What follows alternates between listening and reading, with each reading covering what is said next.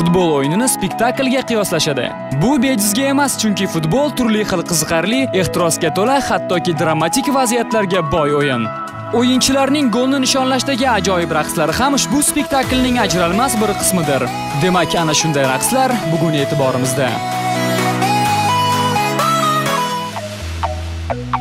Liverpool jamoasining hujumchisi Daniel Sturridgening gol urishini muxlislar juda xohlashadi. Chunki Sturridge goldan so'ng muxlislarga albatta raqs taqdim etadi.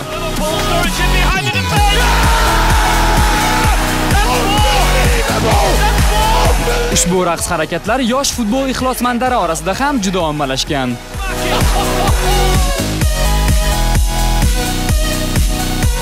Sturridgening golni nishonlash uslubi FIFA futbol simulyatorida ham e'tibordan chetda qoldirilmagan.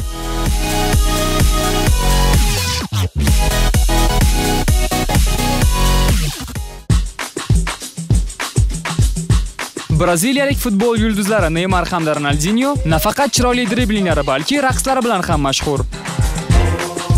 Bu esa muxlislarga xush yoqadi albatta.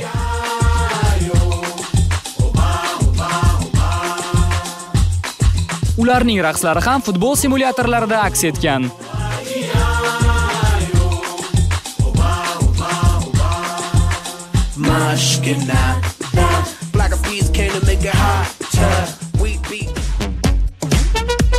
Kongo Demokratik Respublikasi milliy terma jamoasi darvozaboni Mutebaki Diabani barcha noodatiy raqs tufayli tanisa kerak.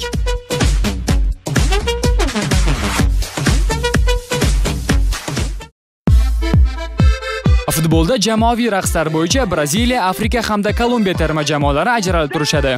Ularning raqslariga hech qanday izoh shart emas.